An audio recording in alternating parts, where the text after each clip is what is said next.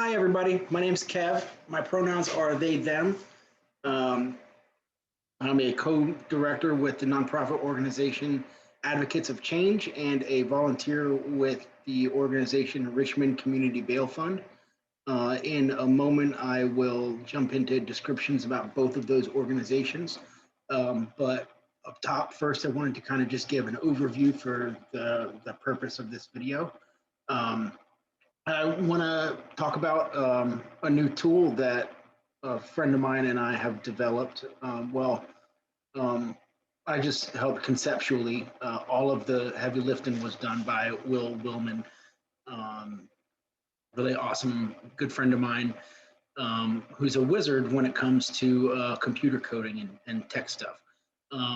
So we've put together an online raffle platform, which will help us raise funds for various organizations. Um, let's see. About Richmond Community Bail Fund. I joined the bail fund in October, early October of last year. They put out a call on Twitter for volunteers, and they said that they were looking for formerly incarcerated or otherwise directly impacted people. They prioritize the lived experience that we have to offer, as far as the mission goes. And I said, well, hey, I've never been spoken to like that, directly in that way. So I reached out.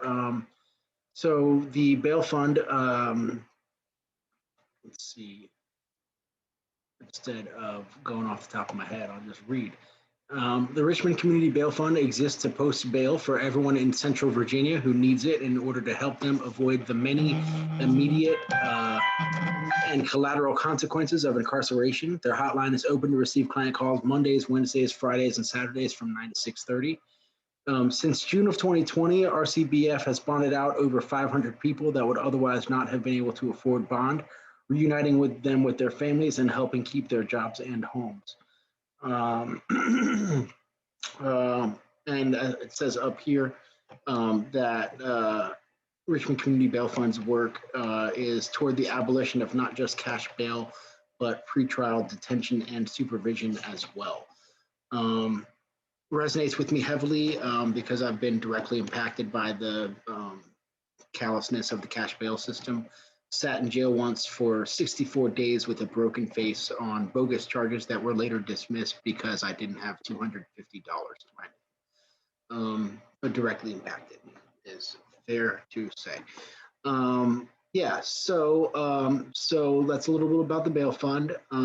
As for Advocates of Change, our mission is to heal and nurture our society and environment by empowering our peers through education, inclusive action, music, and the arts. Primarily, what we did to accomplish that mission, but before in teen, I like to say, um, was we would host raffles at concerts. We would get art donated to us.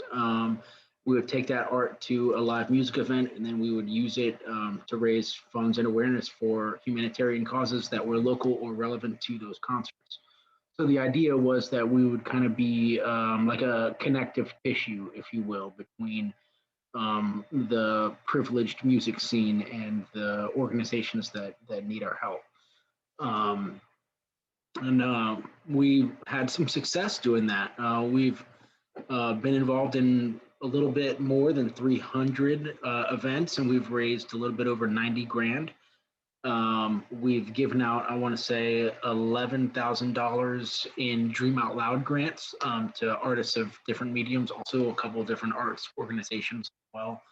Um, and we also organized and donated and fundraised for this really awesome John Lewis mural in my neighborhood here in Fulton Hill, at Powhatan Hill Community Center, which is like a Richmond City community center. It's really, really cool looking. I like that it's in my neighborhood. I like to drive by that thing. So basically, when the quarantine hit, we were kind of thrown for a loop organizationally. All of our events were canceled, but also just kind of on a personal level, and I won't dwell here for too long. But I was kind of rocked back on my heels when George Floyd was murdered in Minneapolis at the end of May last year. I realized kind of how uneducated I was, and how little I really knew, and basically that if I wanted to become a good or a better ally, then I would shut up and do some learning. So Advocates has largely been quiet over the last year as I've been doing that. We've done a few fundraisers online here and there, but nothing kind of systemic or serious. Excuse me. So here we are. Essentially, we hope to bring this model out into the public and have our volunteers implement it in ways that benefit our community. So I partnered with a head shop around the corner from my house, who had heard of the bail fund before and who's sympathetic to the cause. I told him all about what's up, and I told him I'd be back in a few weeks to show him more concretely.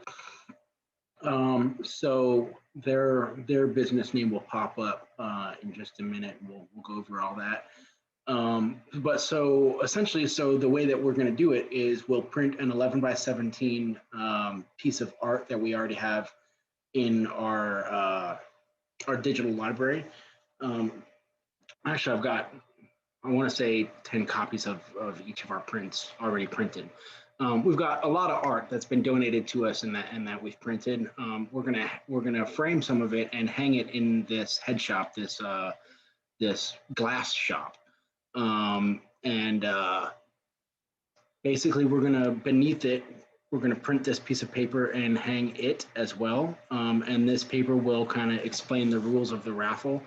And people will be able to scan this QR code that I'm circling, or enter this website, and they'll go directly from seeing this in store directly to our website. Bada bing, bada boom. They'll be able to order away.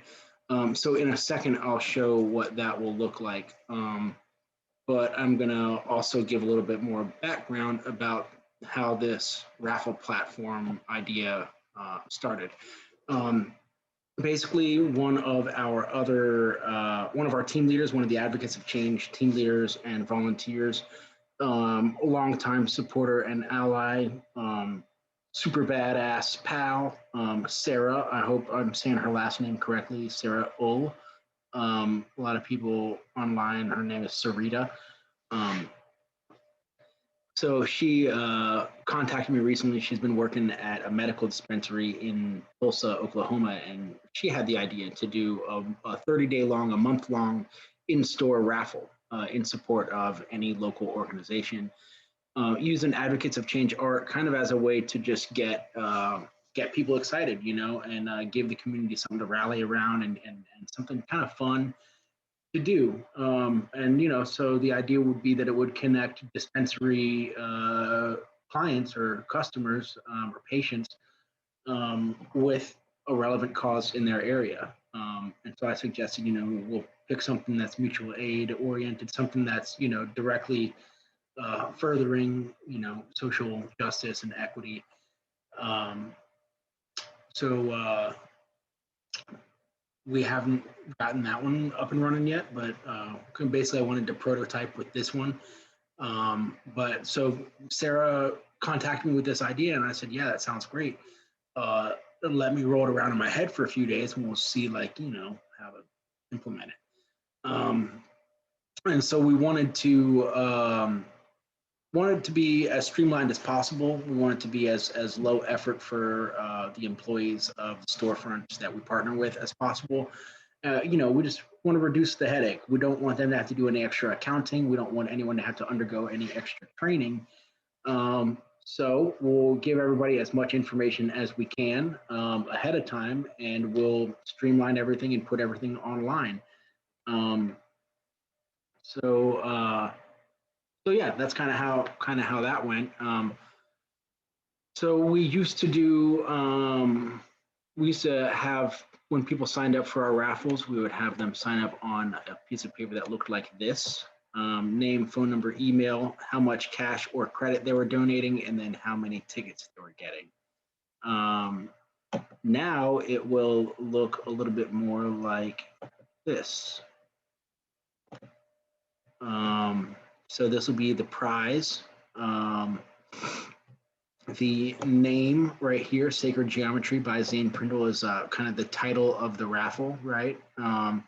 Then you'll see here this drop down, $3 each is the price of the raffle tickets. You'll see the cart says there's $9 in there.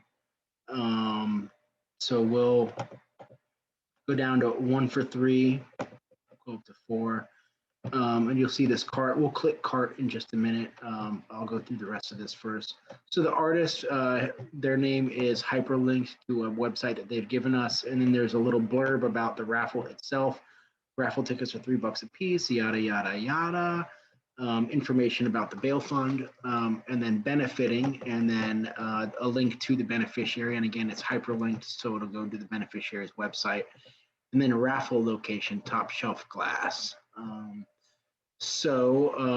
Top Shelf Glass is the name of the business. We'll click to their website real quick.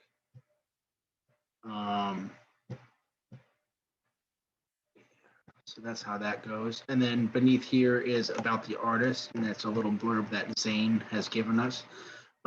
So Zane is from Zanesville, Ohio, not kidding. And you'll see down here in the bottom right of our website, was designed by Willman Codes. Will Willman, so the wizard behind the tech.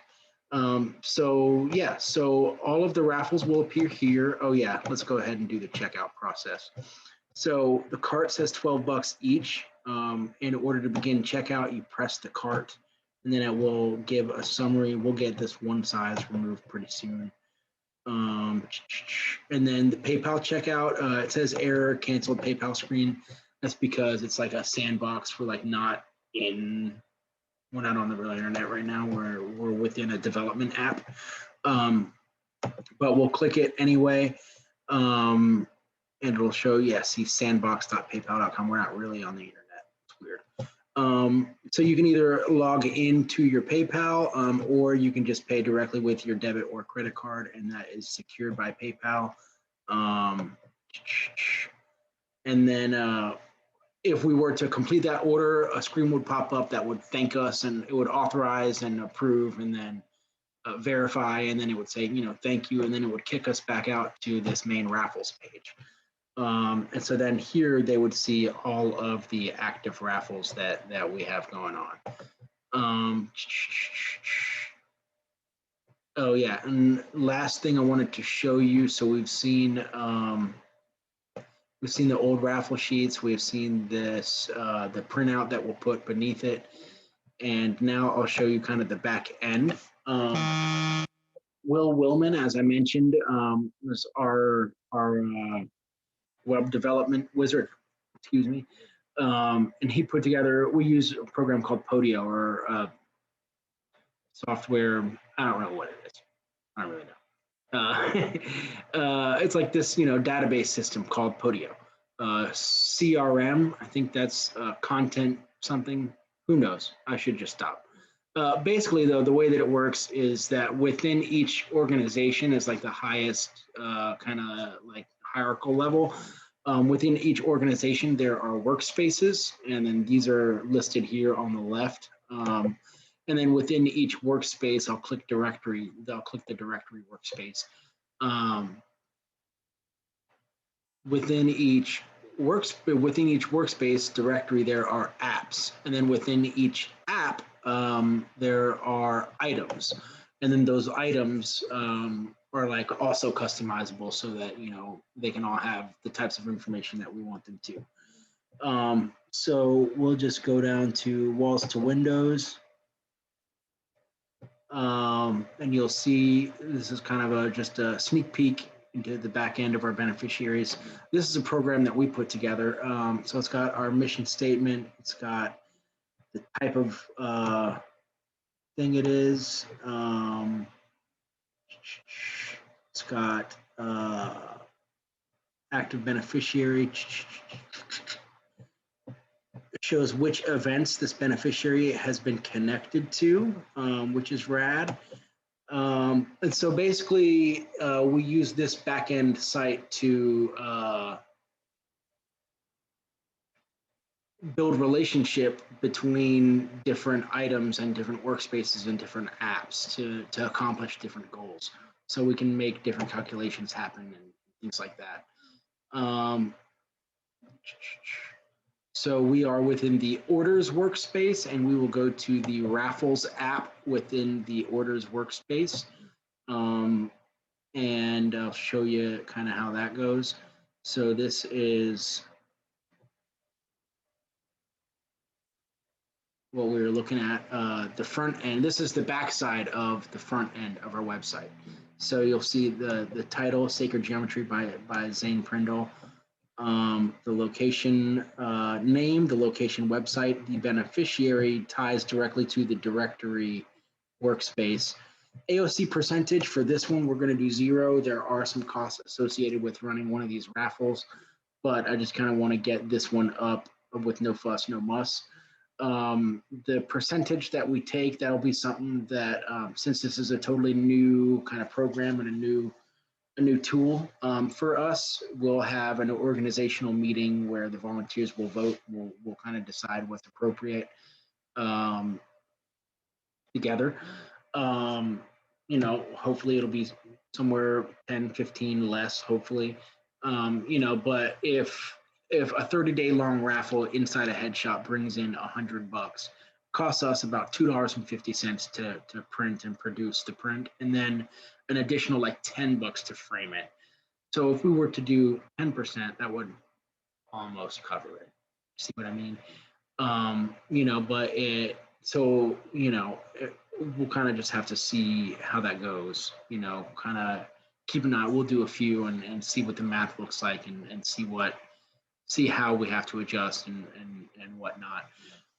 But basically all of the information that you saw on the front of our end of our website, we put in the back end back here, and then it populates the front of the website.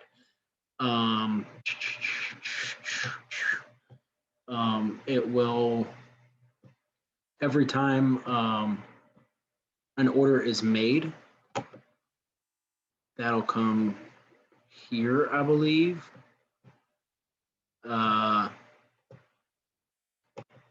Into orders, yeah. Bada bing, bada boom. Yeah, so once people begin making orders, it'll pop up back here for us. We'll be able to see how many tickets they buy and so on and so forth. As for choosing the winners, how that will work is basically we'll made like a web page. I can't display it now, but essentially there's a function that will randomly draw it. And you know, if we had one like a mock one to do, then we could do a mock one so I could show you, but we don't. That Sacred Geometry one is live as of like 20 minutes ago. Will just messaged me right before I started this video. So I'm gonna take a framed print around the corner to the head shop to Top Shelf Glass and see if he's ready to hang it. And then I'll start promoting the heck out of it. Yeah, so that is kind of just a sneak peek, an overview of the new Raffle platform. You know, the applications. What we hope to do with it is to get as many people as possible to use this tool to fundraise for either for their organizations or for organizations that they care about. You know, so. An enterprising or like a, you know, a team leader for advocates or a volunteer could say, hey, you know, like I've got a connection with such and such storefront. I'm going to ask them if we can do yada yada yada. What beneficiary should we choose for it? So we can go that way, and we can like connect with different organizations that the storefront owners are passionate themselves about. You know, also, you know, doesn't ever hurt to nudge in the directions that we need, you know. Personally, I'm focused on kind of like decarceration strategies right now. That's why I love doing the bail fund stuff. It's we're interrupting criminalization, to borrow a phrase from um, Andrea Ritchie. I think is I haven't read that book yet.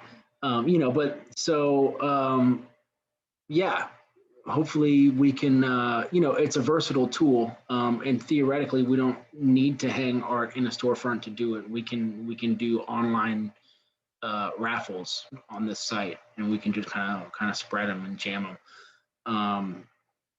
We'll see. I'm thinking head shops, record stores, bookstores, anywhere that people walk in and browse slowly and mindfully and carefully through. Also, anywhere that people are hanging out in, coffee shops, donut shops, bakeries, that kind of thing. Yeah, I mean, we in the absence of having concerts from which to draw some of that excess privilege money, we can chase the privilege around to the shops that it frequents. Thank you. If you watched all the way through, thank you for doing so. If you have any questions, get at me. Yeah, and if you're an advocates volunteer, we will be having a team meeting on Zoom, I hope, sometime real soon, where we'll talk about stuff like this. Uh, Thank you and good night.